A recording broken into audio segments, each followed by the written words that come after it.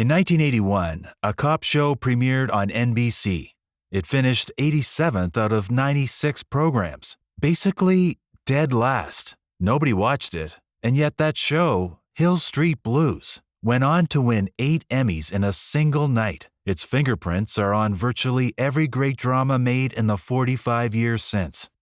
See, the 1980s didn't just produce great television. The 1980s rewired how television works. The self-contained episode? Gone. Cable as a creative force? That started here. Animation for adults. Older women dominating ratings. Cinematic visuals on a TV budget? All of it traces back to this one decade. So today, we're counting down the 10 shows that defined the 80s and changed the medium forever. If you love these kinds of deep dives into the shows that shaped your childhood, do me a favor, hit that like button and subscribe because we've got a lot more of these coming. All right, let's get into it. Number 10, Moonlighting. We're kicking things off with a show that most people under 30 have probably never heard of. And honestly, that's a crime, because Moonlighting basically invented an entire genre. It premiered on ABC on March 3rd, 1985, starring Sybil Shepherd and some unknown guy named Bruce Willis. That's right, before Die Hard, before The Bald Head, before any of it. Bruce Willis was a television actor, and the network didn't even want him.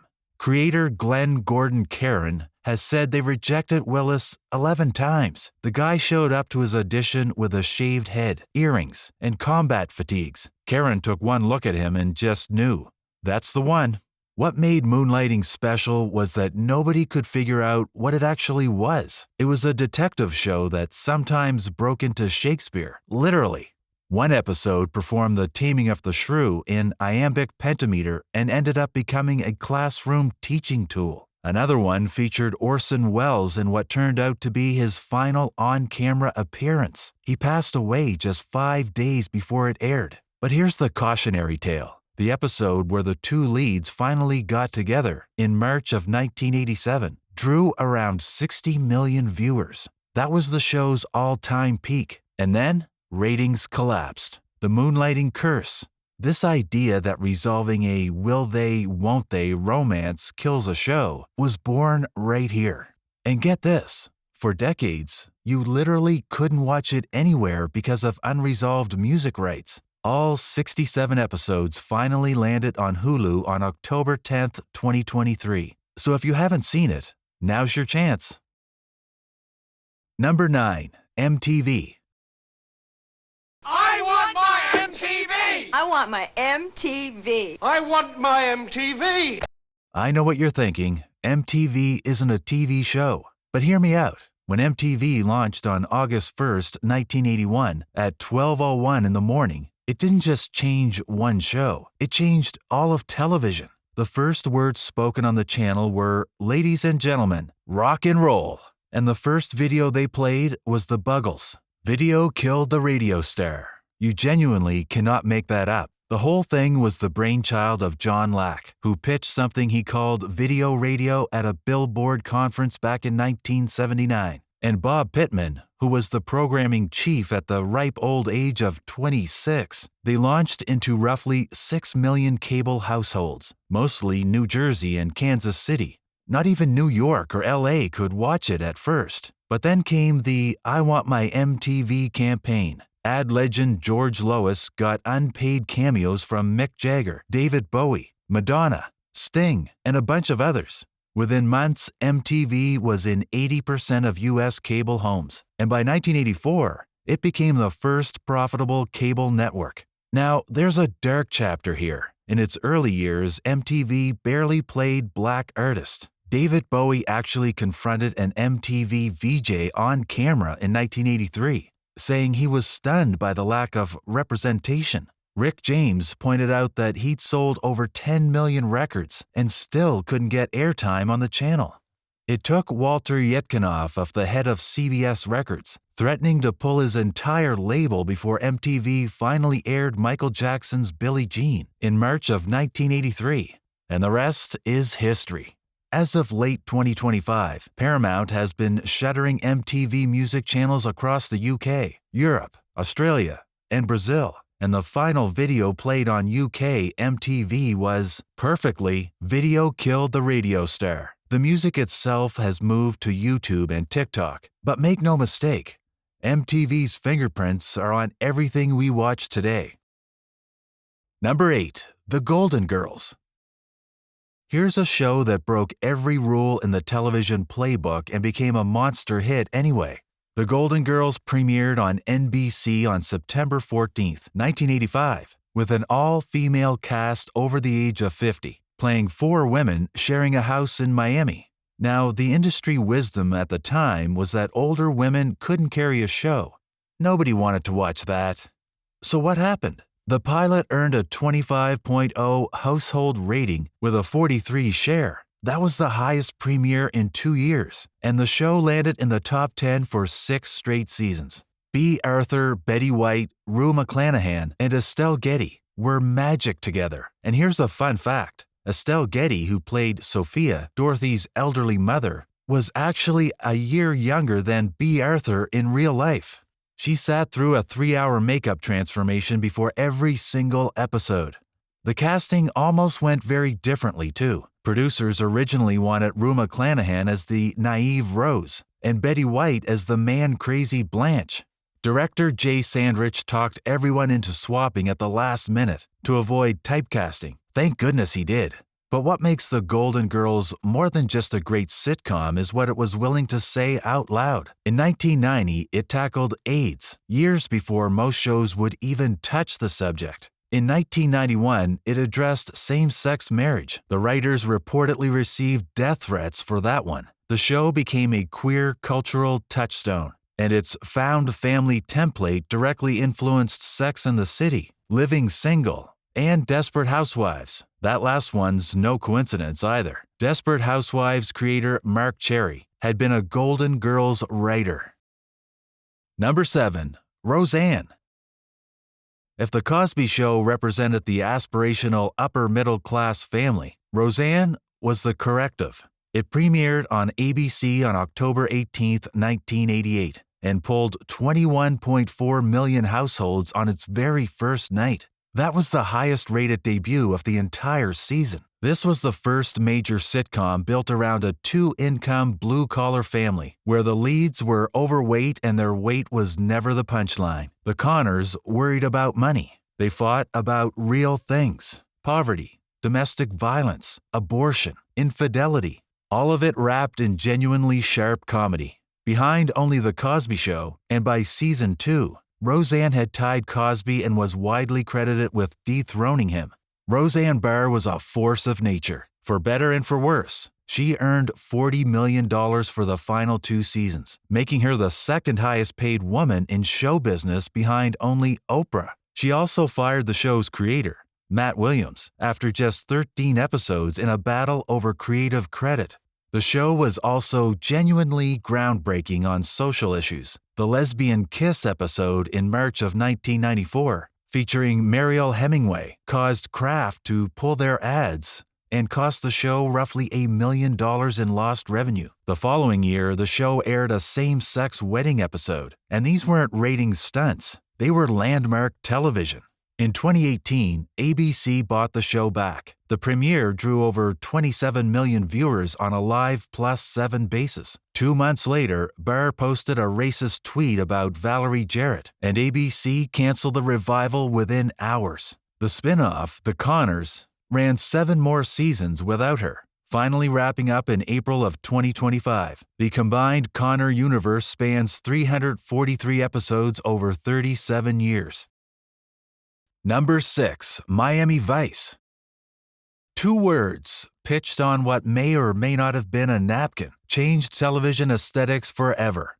MTV Cops. That's the legend anyway, but Miami Vice creator Anthony Yerkovich has pushed back on that story, saying NBC's Brandon Tartikoff didn't start telling it until at least 14 months after the actual pitch meeting. Whatever the origin story, What hit screens on September 16, 1984, was like nothing television had ever produced. The show cost roughly $2 million per episode, the highest budget of any series at the time, and executive producer Michael Mann had one ironclad rule: no earth tones. Don Johnson and Philip Michael Thomas cruised through a neon-soaked Miami that the show essentially built from scratch. Johnson has said they painted the facades of virtually every building along Collins and Ocean Avenue just to match the show's color palettes. The music was just as groundbreaking. The show spent over $10,000 per episode on song licensing alone, which was unheard of at the time. Jan Hammer's Miami Vice theme hit #1 on the Billboard Hot 100 on November 9, 1985, and it still holds the record as the last TV theme ever to top that chart. The soundtrack album reached #1 on the Billboard 200 for 11 non-consecutive weeks and went 4 times platinum. Edward James Olmos won the Emmy for Outstanding Supporting Actor for his role as Lieutenant Castillo. Ray-Ban Wayfarer sales hit 720,000 units in 1984, thanks largely to Crockett's look. And a new film, Miami Vice 85, has been announced with Joseph Kosinski directing. Number 5. Dallas. November 21, 1980. That might be the single most important night in television history. It's the night CBS aired Who Done It, the episode that finally revealed who shot J.R. Ewing. It pulled a 53.3 Nelson rating with a 76% share. Around 83 million Americans watched. Globally, the audience was roughly 360 million people across 57 countries. CBS sold ad time at $500,000 per 60 seconds. And a session of the Turkish parliament was reportedly suspended so legislators could watch. Dallas premiered as a 5-part miniseries on April 2, 1978, created by David Jacobs. Here's something most people don't know. Larry Hagman's J.R. was originally a supporting character. The show was built around Pam, played by Victoria Principal, but Hagman made J.R. into the most watchable villain on television, and the whole thing pivoted around him. He appeared in every single one of the show's 357 episodes across 14 seasons. During the 8-month gap between the shooting and the reveal, Hagman held out for $100,000 per episode, plus merchandise royalties. 4 alternate endings were filmed, and Mary Crosby, who played the shooter, didn't even know she was the one who did it until the cast viewing party. Dallas was the #1 show in America for 4 consecutive seasons, from 1980 to 1984. It spawned the entire primetime soap genre, Dynasty, Falcon Crest, Knots Landing. Its influence runs straight through to Twin Peaks, Succession, and Yellowstone. Even The Simpsons paid tribute with the Who Shot Mr. Burns 2-parter in 1995. Number 4. Cheers. The show that turned last place into a launching pad. Cheers premiered on NBC on September 30, 1982, and finished its first season 74th out of 77 shows. It was a disaster by every commercial measure, but NBC President Brandon Tartikoff and Chairman Grant Tinker saw something special in the writing and decided to keep it alive. And by the time the show wrapped, it had earned 117 Emmy nominations, a record for a comedy at the time, and 28 wins, including 4 for Outstanding Comedy Series.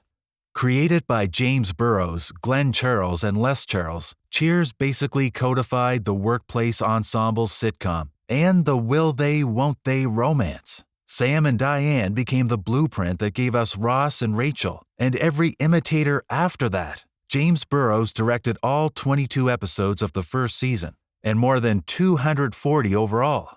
The finale, on May 20th, 1993, drew roughly 80.4 million viewers live, with a 45.5 rating and a 64 share. 30-second ad spots went for $650,000. By that point, the show was syndicated in 38 countries and 179 U.S. markets. Cheers also launched one of TV's most successful spin-offs. Kelsey Grammer's Frasier Crane started as a recurring character in Season 3 and eventually anchored Frasier, which ran from 1993 to 2004, won 37 Emmys, and was revived on Paramount Plus in 2023. Not bad for a show that almost got canceled after year one. Number 3. The Cosby Show. This is the complicated one. The Cosby Show premiered on NBC on September 20th, 1984. Within a single year, it had taken the network from third place to first. It finished number 1 in America for 5 consecutive seasons, a feat matched only by All in the Family. At its peak, the show averaged a 34.9 household rating. That's roughly 60 million people tuning in every Thursday night. The show centered on the Huxtables, an OB/GYN father and an attorney mother raising 5 kids in a Brooklyn brownstone. It was the first sustained portrayal of a wealthy, professional African-American family in prime time, and it genuinely changed what audiences expected to see on television. But the show was always more complicated than it looked on the surface. Scholars found that white viewers sometimes used the Huxtables as evidence that racism was no longer a problem, while black viewers wrestled with the implication that success was purely a matter of individual effort. Those tensions were real, and they mattered.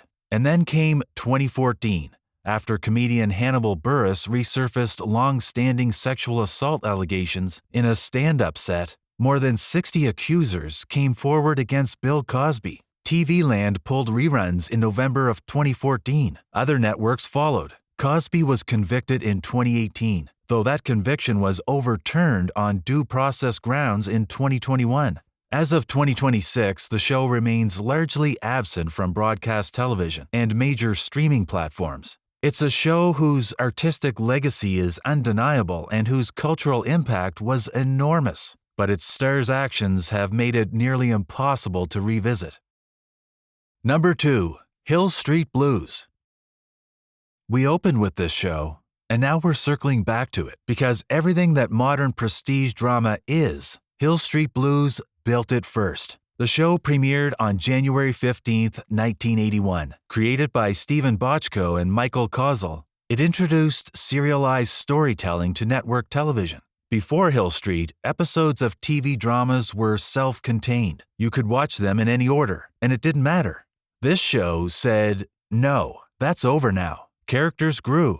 Storylines stretched across 4 and 5 episodes. You had to pay attention. You had to come back next week. The visual style was a revolution all by itself. Handheld cameras, overlapping dialogue, a raw documentary feel. The cold, open roll call became one of the most iconic recurring scenes in TV history, and the ensemble had roughly 13 regulars, which was unheard of at the time. NBC's own broadcast standards team watched the pilot and declared it too violent, too sexy, and too grim.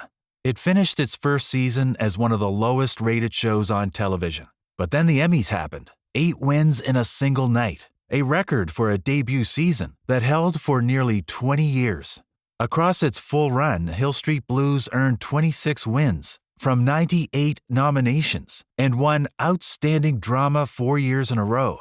The people who trained on this show went on to reshape the entire industry. David Milch created NYPD Blue and Deadwood. Anthony Yerkovich left and created Miami Vice. Bochco himself used the Hill Street template to build LA Law and NYPD Blue. TV Guide ranked it the #1 greatest drama of all time in 2013. Without Hill Street Blues, there is no Sopranos, no Wire, no Breaking Bad. Full stop. Number 1. The Simpsons. What started as a series of rough animated shorts on The Tracy Ullman Show back in April 19, 1987, became the most important television series of the 20th century. And that's not just my opinion. Time magazine said exactly that on December 31, 1999. Here's how it started. Matt Groening sketched the Simpson family in 15 minutes while sitting in the lobby of James L. Brooks' office.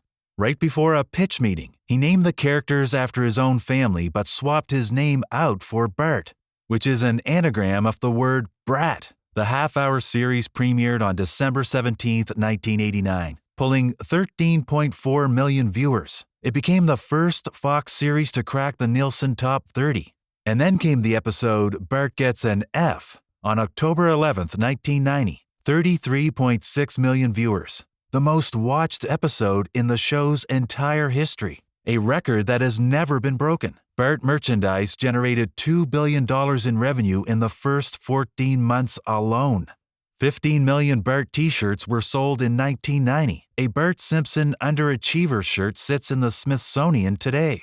The show also picked fights with just about everyone. Barbara Bush called it the dumbest thing she'd ever seen. The writers responded with a letter written in character as Marge.